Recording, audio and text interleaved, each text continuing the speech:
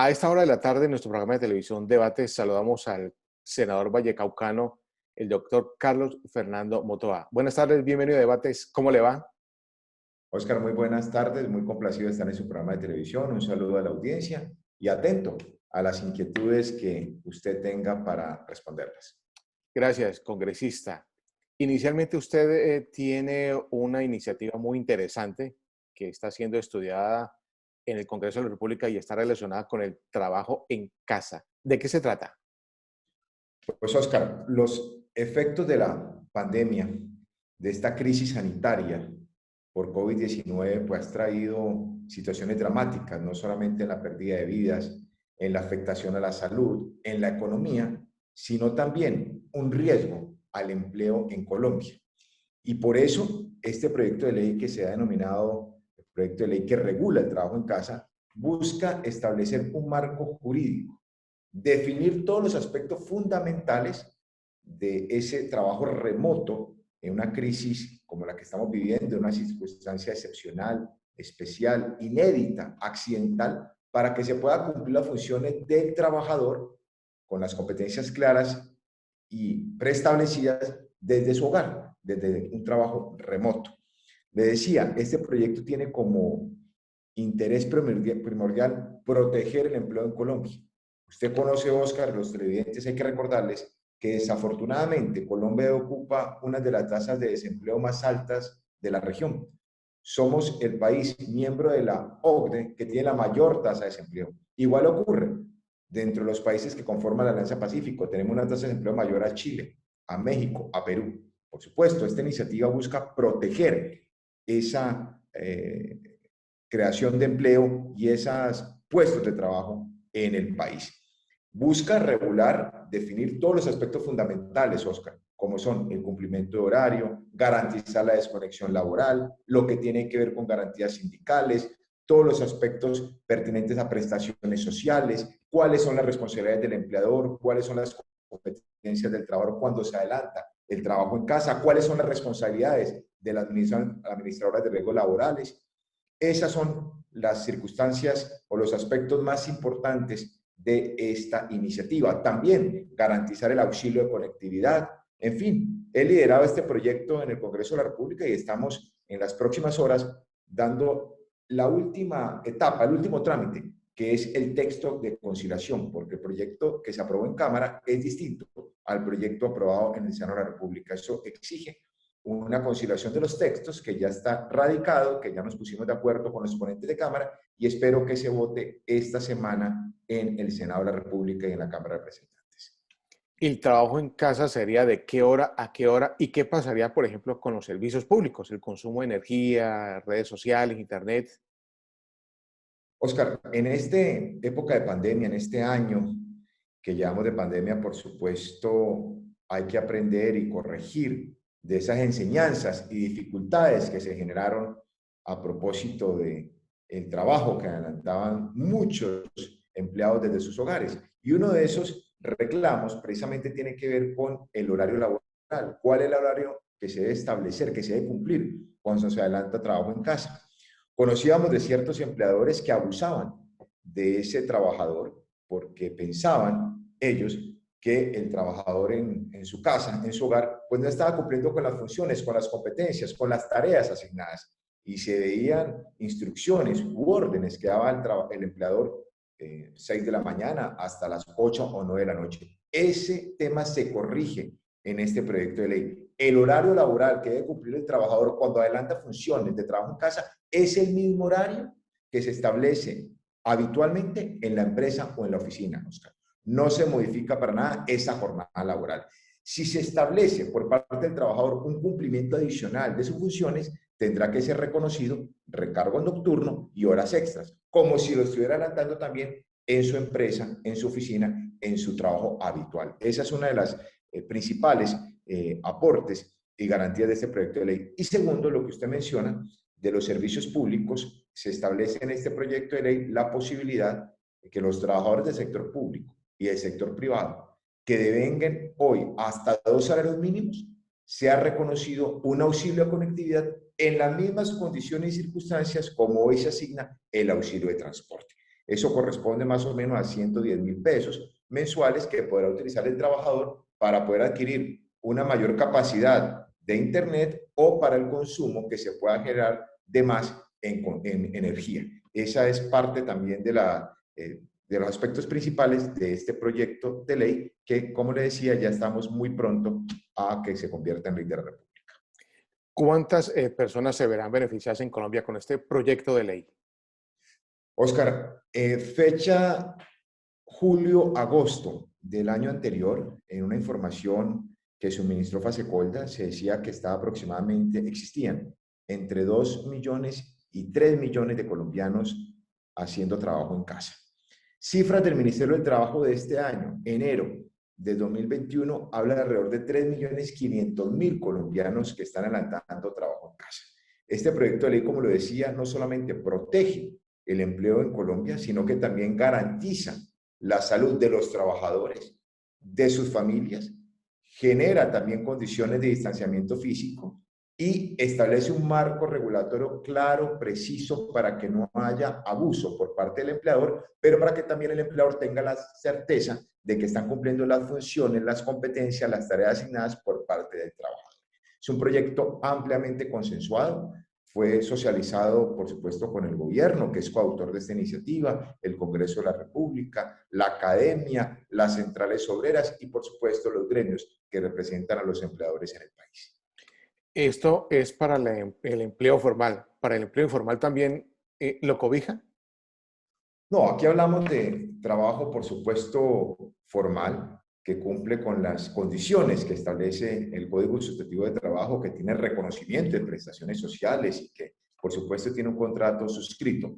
Tiene ámbito de aplicación tanto al sector público como al sector privado, a todos los empleados de esas dos competencias, tanto los que trabajan con el Estado en cualquiera de sus niveles como los que trabajan en el sector privado. Esta iniciativa termina cuando concluya la pandemia, que aún no sabemos cuándo va a ser, y cuando concluya la pandemia, ¿termina o podría prolongarse en el tiempo? Este proyecto de ley, como es una ley de la República, Oscar, y su pregunta es muy importante, tiene vocación de permanencia. Dejamos todos los elementos necesarios con precisión, con claridad, establecemos todos los derechos, los deberes, las obligaciones, las prerrogativas de trabajadores, de empleadores, para que permanezca en el tiempo ante cualquier otra situación que hoy podemos desconocer, como ocurrió con esta pandemia. Cualquier circunstancia futura que sea excepcional, que sea accidental, que sea especial, puede regularse con este instrumento legal que hoy le estamos entregando al país. Doctor, esta iniciativa que está en estudio, pasó por Cámara, está en Senado, para usted, ¿cuál ha sido el aporte más importante de sus colegas? Yo creo que garantizar y precisar aún más lo que tiene que ver con desconexión laboral. Esa fue una insistencia de varios integrantes de la Comisión Séptima del Senado y tuvimos una mayor rigurosidad y una mayor precisión en garantizar esa desconexión laboral, porque digamos que sí existían ciertos abusos o la norma en un principio, como presentamos el proyecto de ley, pueda tener alguna interpretación no tan precisa. Por eso se garantiza en el artículo 4 de este proyecto de ley un criterio que acompaña toda la iniciativa, que es el de desconexión laboral. Significa eso que el trabajador cumple su jornada laboral y que se garantizan los descansos dominicales, festivos, la licencia, las vacaciones, los permisos. No puede el empleador dar instrucciones u órdenes en esos descansos que, por supuesto, garantiza la ley laboral al trabajador. También para que concilie el trabajador su vida familiar y su vida personal con la vida laboral.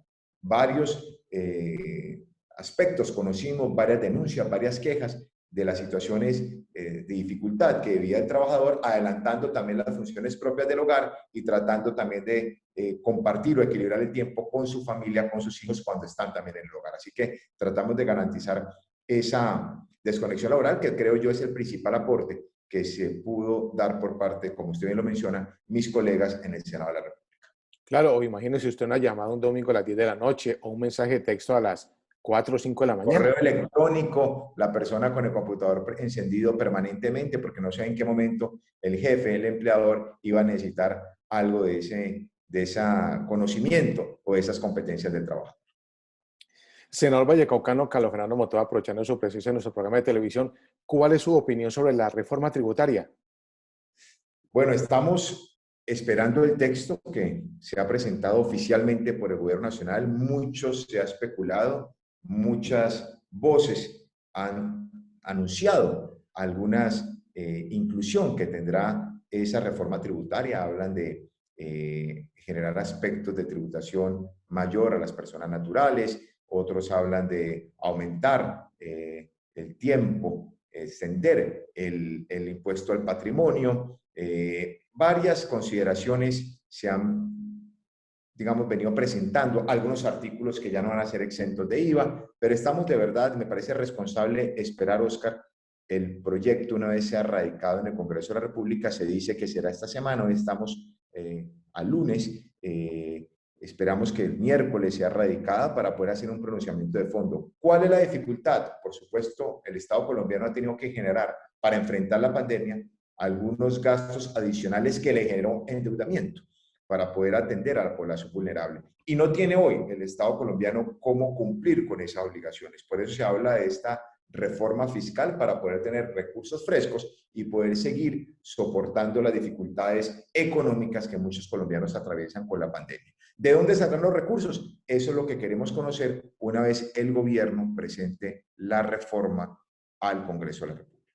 Doctor, y desde su curul y como representante de la bancada parlamentaria del Valle del Cauca, ¿en qué trabajo se está adelantando este año por el bien de nuestra región?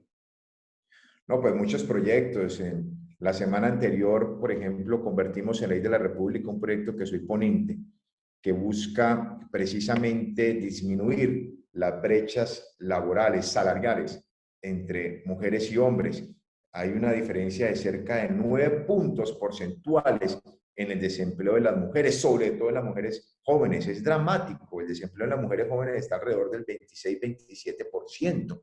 Es una situación que el Estado, todo el Estado debe contribuir a tratar de encontrar esas oportunidades laborales para las mujeres. Y precisamente, como le decía, la semana pasada aprobamos un proyecto de ley que busca incluir a la mujer en actividades económicas que históricamente no ha tenido participación, como el sector eléctrico, como el sector de las telecomunicaciones, como el sector de suministro de gas, de transporte, otro tipo de áreas de la construcción donde históricamente la mujer no ha tenido participación y creemos puede comenzar a ingresar y fomentar el empleo también para ellas en esos sectores de la economía. Es un proyecto importante. Igualmente estamos tramitando, ya hizo todo el tránsito en el Senado de la República, un proyecto de ley, Oscar, para garantizar el fuero de paternidad, que aunque bien es cierto, existe sentencia de la Corte Constitucional, no hay un instrumento legal que así lo precise, que así lo reglamente, que así lo determine. Y estamos a la espera de que se convierta en ley de la República. En fin, son muchas las iniciativas. Que la historia clínica interoperable, que fui autor, que aprobamos el año pasado junto con el representante de la Cámara, Juan Fernando Reyes Curi. Estamos esperando la reglamentación debida por parte del Gobierno Nacional, otro instrumento importante, valioso, para que pueda tener un mejor aprovechamiento de las tecnologías, pero también para dar diagnósticos más certeros, más precisos a los usuarios del sistema de salud. Estamos tramitando ahora, o está en discusión para la próxima semana, la reforma a la salud, Oscar, donde soy ponente también de esa iniciativa y donde quiero destacar el principal aspecto, y es evitar que se desconozcan los derechos laborales de los trabajadores de salud en todas las áreas, no solamente el personal médico, sino también el personal asistencial. Es inconcebible que hoy se vincule al personal de la salud por medio de figuras de tercerización laboral, contratos sindicales, cuentas por participación, otro tipo de figuras que desconocen los derechos laborales. Y si algo aprendimos de la pandemia es, en muchos casos, las malas condiciones de vinculación laboral que tienen los médicos y el personal asistencial en Colombia. Eso ocurre en las clínicas privadas muy prestigiosas y también en los hospitales públicos. Aquí no se salva ninguna entidad y le corresponde al Congreso de la República establecer todo el rigor para que sean vinculados por contrato laboral formal a los médicos y al personal asistencial en Colombia. Son algunas de las iniciativas que estamos tramitando en el Congreso de la República. Finalmente, congresista, trabajando para volver al Senado de la República. Sí, estamos en la campaña de reelección, Oscar. He tenido la fortuna, la bendición de que en cada contienda electoral que me he presentado al Senado de la República he tenido un mayor acompañamiento de los colombianos. En la primera elección del año 2010 alcancé cerca de 42.000 votos, respaldo popular, y en la última elección del año 2018 cerca de 80.000 votos, casi el doble. Así que seguimos en ese trabajo de visitar las regiones, de comprometernos con el país, de demostrar que política seria, honesta, sí es posible hacer en el Valle del Cauca, de mantener independencia y de presentar iniciativas por el bien de los colombianos y por el bien de los vallecaucanos. Doctor Carlos Fernando Motoa, senador por el Departamento del Valle del Cauca, muy amable, muchos éxitos y hasta otra oportunidad. Oscar, muchas gracias por este programa, muy agradecido por permitirme hablarle a los vallecaucanos desde un canal importante como es el canal de la Universidad del Valle, y sigo atento a los espacios que usted requiera para poder contribuir en esa información objetiva a los televidentes. Muchas gracias. A usted muy amable, congresista. Amigos, amigas, no se retiren. En segundo volvemos con más En Debates.